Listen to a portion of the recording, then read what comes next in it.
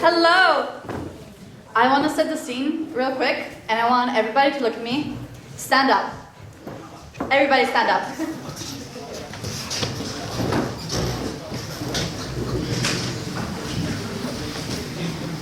And give me a cheer. There you go. Now let's have some really nice coffee and comic book conversation. Are you ready? Yeah. Alrighty. As Stu said, my name is Iskra, and I will be interviewing my partner Stine over some coffee, and we'll be talking about comics. So to set the scene, I would like to say a few words about art. In order to fully experience an artist's work, the spectator needs to first go through the artist's history in order to explore their influences and understand their motivation behind their artistic choices, thus consuming the messaging of the art on a deeper level. And in that line of thought, I would like to say a few words about my partner and her accolades. She makes autobiographic comics. She illustrates for newspapers, children's books. She has won Best Danish Internet Comic in 2010, and since then she has been nominated for the same accolade several times.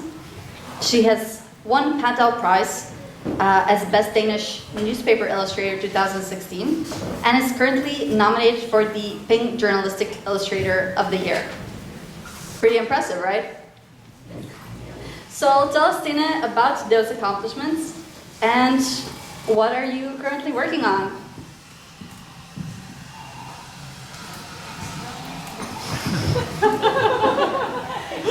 I guess I'll be doing it like this. Just, hanging out with friends, having coffee, regular home style setting. We moved the whole thing. See, we would do that at home too. Yay. I guess that might be better. I have completely forgotten what I'm supposed to talk about. I guess myself, really, my accomplishments. I have a background in journalism, mostly because I couldn't decide if I wanted to write or if I wanted to draw, and that just seemed like it would open a lot of different doors. And then, like 11 years ago, I started a blog where I was both writing and drawing. And we have to remember, 11 years ago, we didn't hate bloggers. We were the cool people. People liked us back then. And that just sort of started me out as a visual storyteller, I guess. And now it's been some comics and some children's books later. And I'm currently working on a novel for the 11, 12-year-old, which is to be written and illustrated, sort of like a journal for a young girl. So yeah, I will now present you. Do it. Iskra, I'm not going to try out with that last name. An educated designer and self-taught artist currently living in Aarhus, Denmark, reflects on social issues observed in communities and their dynamics with her conceptual art. Her mission is to question the norms with the ambition of reshaping the common on her journey to a higher self. And there really is something to elaborate there. That is truly a mouthful. The first thing that I would like to say about that is there is so much duplicity happening in human nature, so many layers and so many different aspects of oneself that is very difficult to encompass as a creative, I would say. Because people kind of expect you to have a red line when you're creating so that they can recognize you as a creative. And I detest that. So that's why here today you can see my illustrative work, but when I'm in a gallery or traveling with my work, I'm presenting as a concept artist. And that tackles with the problems of society, personal growth, and mental health, and your own self and how you function in society. Whereas illustration, I find, for me, is a quick communication of a message, and that is the stories that I share through what you can see here today.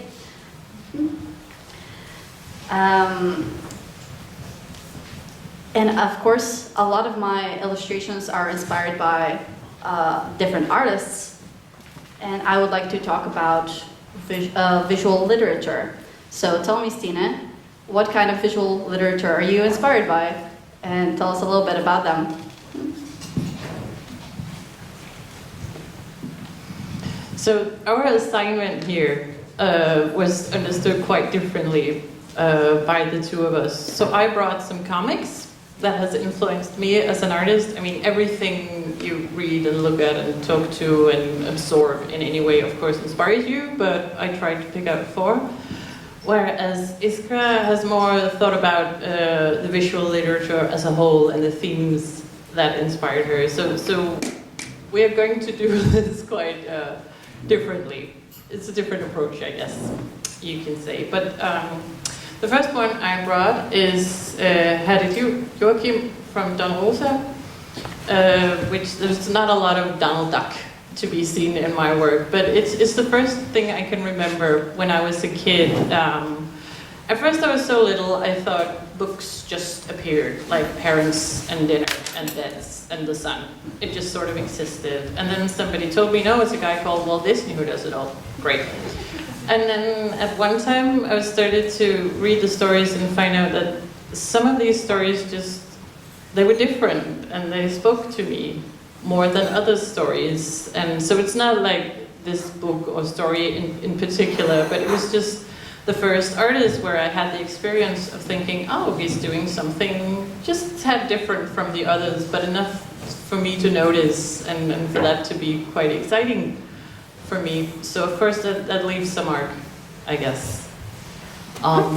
Which is not as personal as I know you're going to be, because I don't even know quite what to ask you as a particular question, but I guess that's also because I'm quite nervous sitting here with a microphone in my hand. But I guess it's more about your inspiration, right? So, yes, we definitely interpreted this assignment a little bit differently. You have very concrete examples of what has inspired you. For me, it's more like topics and more genres that has inspired me.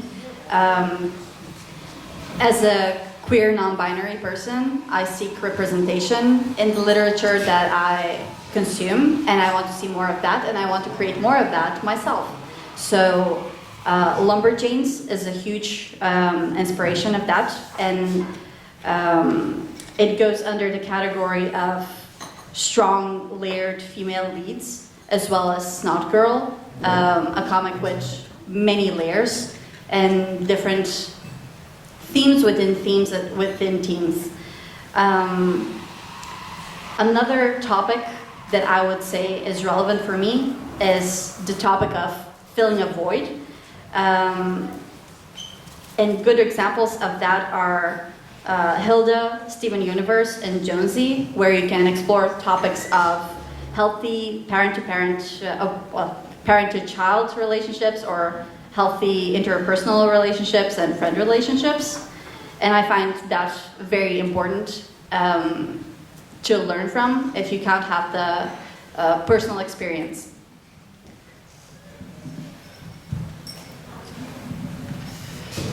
Yes, and this sort of traces back to gender, I think, a little bit, because when I was a kid in the 80s, which is a long time ago, but back then people did not think gender was fluid. There were boys and there were girls, and boys read comics and girls did not. That's sort of the story, that's the narrative we sort of made up. But I think a lot of people forgot about Horse Girls.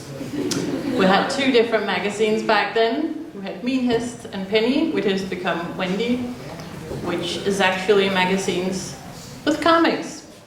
So there are a lot of girls from my generation who just mega consumed comics, who sort of has become invisible as comics readers because they don't count because they're for girls and were with horses. But I was also mad about horses, so I would write them and wish I was in that beautiful world where everybody got their own horse. But I would also draw horses all the time. So yeah, I guess I don't think the stories as such influenced me. I hope not, because they're pretty bad still. Now the artists are pretty bad too. Back then there were some good artists in it, but I brought this along amongst other things to mention that we sort of just ignored how many girls there were reading comics because it doesn't count, and that's just stupid. I have the same experience, actually. I live in Aarhus, as Tua said, so there's even less female illustrator slash comic book creator representation there. And going into spaces like comic book stores is quite intimidating, and you feel very scrutinized for being even in that environment. Of course, there's the stereotypes you are a sexual object because the majority of comic books represent you as that, or you're seen as the bimbo, as the other half of the comic books represent you as. This is beautiful. But yeah, then I wrote another comic called Frøken Mærkværdig og Karrieren by a Swedish woman called Joanna Rubin Ranger. It's in Swedish it's called Frøken Livrädd og Karrieren, which means Miss Scared of Life and Her Career, which is a great title. But I brought this along because this is the first comic ever where someone said to me, "Your art reminds me of this." And it doesn't look like my art at all, but I guess it's sort of the way that she uses herself, and she's not afraid to be really weak and pathetic at times, which I'm really good at too. But she also had this thing with symbolism where she carries around a huge load of fear and anxiety, and it becomes a monster, and she's all black when she's scared. And to all of you guys who are really good at making comics, it's really obvious that that's how you use symbolism and things like that. But it wasn't to me when I got hold of this, so that was a pretty exciting thing for me. Do you use symbols? Very much so. Primarily in my concept work, I use symbols very often and use them so that my audience can interpret my work more freely instead of relying on the little plaque next to my pieces that describes what I want you to think. What about this comic book do you relate with the most? Well, I think I relate to a lot about it. It's about someone who wants to work in the creative field but is really afraid to do it her own way, and she just works herself half to death to do it the right way. And I did that too in a lot of years, and I've been ill with stress and depression and I don't know what for so many years for just trying to work myself to death to do it the right way, like the cool people do, the ones who's figured everything out. And this one ends with her thinking, you know what, I actually do know what I want to do. It's not a question of not knowing what you want to do, it's just afraid of actually doing what you want to do. So I related to that quite a bit. Do you? I just want to add here, fuck Instagram for creating the idea that content needs to be curated in a specific way and that artists need to look a specific way and work a specific way and that their workspace needs to be super clean and very Pinterest-like. And then, what was it that you said? The thing with being scared of doing things your way, because there's, I think for a lot of people, the notion of there being a right way and the cool way of doing things, and the feeling that what I want to do is probably the wrong way because it doesn't look like what the other guys do. I can imagine that can create a lot of anxiety if you're being constantly bombarded with the same kind of artistic experiences. Yeah, growing up, I guess, sort of in Aarhus. I went there when I was 19 first. The art scene was very close-knit, super samey, and there wasn't enough diversity in what was exhibited in lowbrow and also like highbrow galleries. So you get a sense that only this is marketable, only this is appropriate art. And the sooner you drop that mentality and the sooner you carve your own lane as to what you want to do specifically, the better. Absolutely. I think my next book, which is actually also made on a blog, remember people, once it was very cool. I don't know how to actually pronounce this, if it's hyperbole or hyperbole. Hyperbole. Hyperbole. Yeah, I'll just let you read it, because I'm not going to say that again. Which started as a blog, and she is just terrible at drawing. It's just really ugly. A lot of people have copied her since, but it's sort of become a trademark that she just can't draw. It's just really ugly, and it looks like it's made in paint, and that has become a whole thing now, but back then it was really daring and new that she did that, and that was exciting to me. But the reason I brought it is actually the way she has been writing about having a depression, because her thing was that she was just making fun of herself a lot, and just really making being stupid, silly, having anxiety into a really fun thing. But she also did a bit about having a really bad depression, which was still funny, but she sort of reined it in, where she had the guts to be a little bit more real, I guess, and not hide so much behind the silly humor she had. And then she just has a metaphor about depression that I really related to. But I spoke to someone yesterday, sort of trying to go through what I wanted to say today, who said, I have no idea what you're talking about, so it might not be relatable to anyone else, but she writes about remembering when you were a child and you had your favorite toy, and then one day it just didn't spark that magic world of playing that you had, and you were like trying to sort of restart the magic, sort of. And she was like, that's sort of how depression is. It's like, come on, I can laugh, I can feel joy, it's like sitting there with the toy going, come on, where's my whole play world? And I just thought that was such a great way of saying it, and I felt seen somehow, I guess, by it.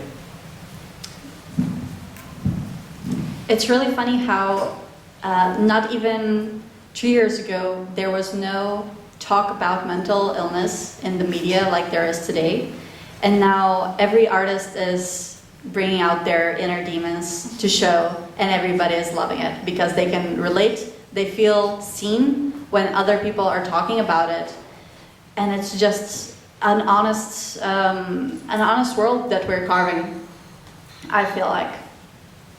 Tell me, Stine, something to finalize this conversation, because we're obviously boring as fuck. Tell me the goal that you want to achieve with your work. I would love to have a goal to achieve with my work, but I think I'm just more like a compulsive storyteller in a way. I do have lots of messages, but it doesn't feel like one overarching goal. In a way, I just can't help it. I wither away if I don't tell stories. And I know how cliche this sounds, but it's the truth.